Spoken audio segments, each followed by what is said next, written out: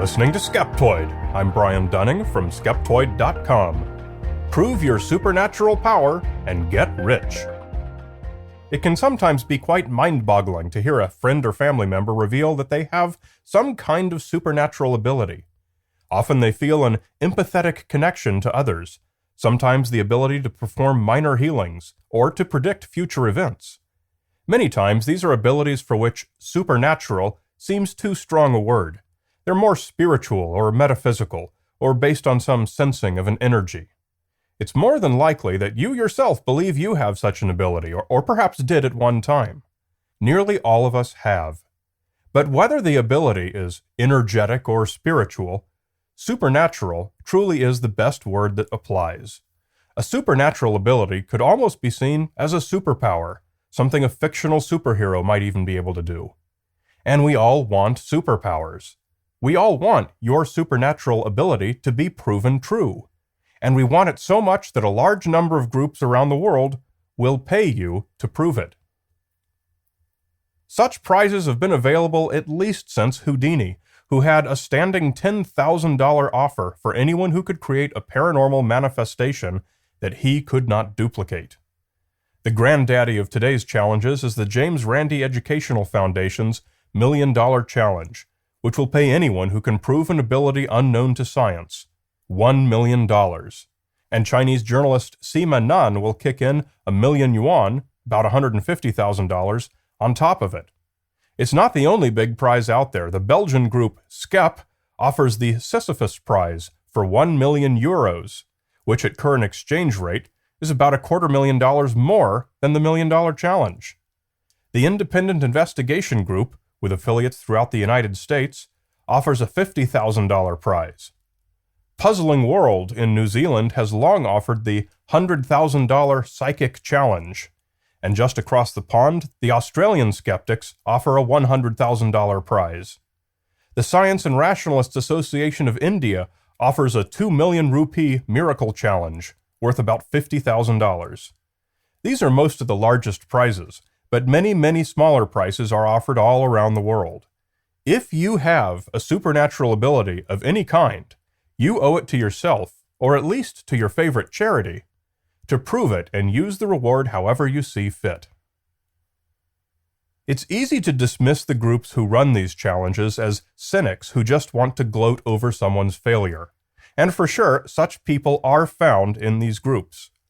But many members of the groups joined because they, too, have always dreamed of having a superpower. Should you win the money and prove that a supernatural ability is possible, you'll not only turn the world on its head, you'll be handed money by people who have never been happier to sign a check. I truly do encourage you to go for it. Here are 3 big pieces of advice, though, based on experiences of the many previous claimants. Number 1. Be able to succinctly describe a testable ability.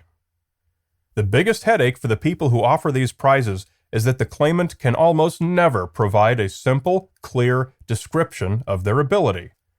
For example, if you have the power to influence a cat telepathically, you have to give a specific and testable example. Most claimants usually write in with a great lengthy email telling about all the many examples they've experienced of a cat doing whatever they wanted it to, or perhaps with long rambling experiences of sharing the cat's feelings or of their history of owning cats with whom they felt empathetic. The challengers have no use for a long letter. You truly must be able to describe one specific ability in a single sentence. If you have many, then pick exactly one that you are most confident you can consistently prove. Nobody's going to give you a cash prize for the length of your letter or for the number of cats you've felt empathetic toward. You must be able to provide a clear, testable ability. If your ability is broad-reaching and vague, it will not be possible to construct a test protocol, and you will not be able to prove it.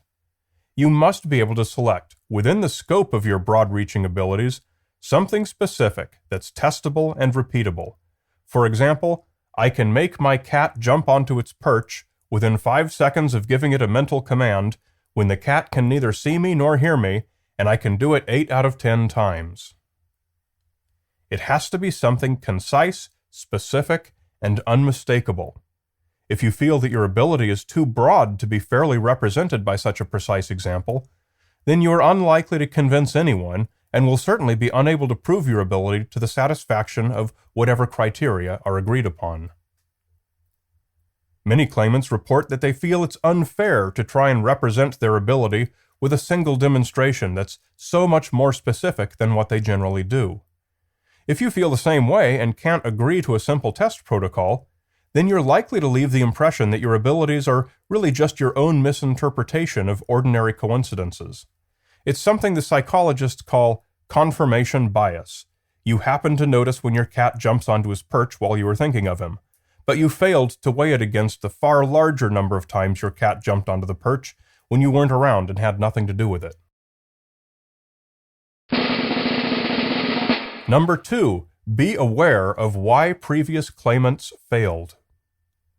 Many people have taken such tests, and so far all have failed. However, they've almost always cited an excuse or some external reason out of their control that the test failed. You must be aware of why previous claimants have failed, and be prepared not to suffer their same fate. This means preparation and anticipation of the problems. Claimants are generally required to sign a paper stating that the test they've agreed to is a fair one, and that they're satisfied with the protocol. However, after each fails, they almost always say that the test was not fair, or that there was some unanticipated interference. In 2002, the Australian skeptics ran a large test with many water dowsers, who came out to locate which covered bottles, placed around a tennis court, contained water. The dowsers were satisfied that no groundwater or other interfering effects were present before the bottles were placed. After they all ran their dowsing tests, all felt they'd done a good job and expressed no dissatisfaction, agreed the test was fair, and that they'd scored well. But once the bottles were uncovered, scores were tallied, and it was determined that none of the dowsers scored better than random chance. The excuses came flooding. Some claimed that the water bottles contained rainwater instead of tap water. They didn't, and that threw everything off. Some claimed that some unseen source of water must have been interfering, despite the dowsers having declared the course free beforehand. Some claimed that their failure was due to the water in the bottles becoming stagnant, and that only flowing water could be detected. One said that the water had been sitting out too long and had thus lost its electricity. Truly able dowsers should have been aware of all of these limitations of their abilities beforehand. They had failed to explicitly understand their own ability, or lack thereof. All of these failures could have been avoided if they'd followed piece of advice number 3. Number 3, test yourself first. When claimants do show up and take their tests, the testers often report that it seems clear the claimants have never tested themselves before. They truly believe in their ability, and they simply know that they'll be able to pass the test.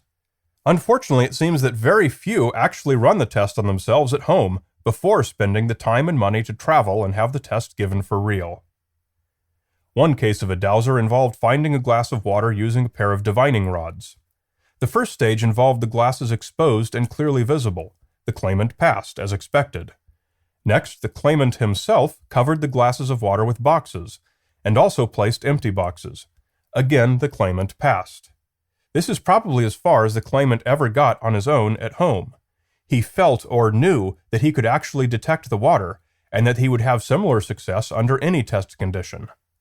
Unfortunately, the third stage involved glasses of water under boxes that were placed randomly by a third party out of the dowser's view, and when so blinded, the dowser discovered he was unable to find the water. He lost the test, and his time and money to travel had been wasted. If he'd run this simple test at home, having a neighbor or friend hide the glasses for him, he would have discovered that his ability disappeared whenever the location of the water was unknown to him. Hopefully, he would have second-guessed his decision to spend money getting tested, or at least gone back to the drawing board to reformulate his ability and find something that worked reliably under the test protocol. When you do test yourself at home, be sure to bring along friends or neighbors who doubt your ability. Have them challenge you. This may give you a better idea of how reliable is your ability, or under what conditions it may or may not work. Most of these challenges allow, in fact require, you to design your own testing protocol, subject to the challengers certifying that it will be a satisfactory proof.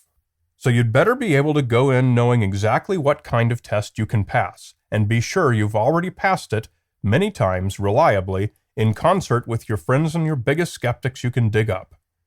If you can't satisfy your friends and neighbors, you certainly won't be able to satisfy the professional statisticians and magicians at the challenge. So again, I encourage you to go for it. Nearly everyone is rooting for you. We human beings have looked in a lot of places trying to find real magic or real superpowers, and we haven't found any yet. I hope for all our sakes that you will be the one who does.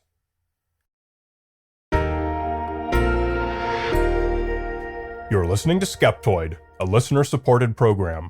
I'm Brian Dunning from Skeptoid.com.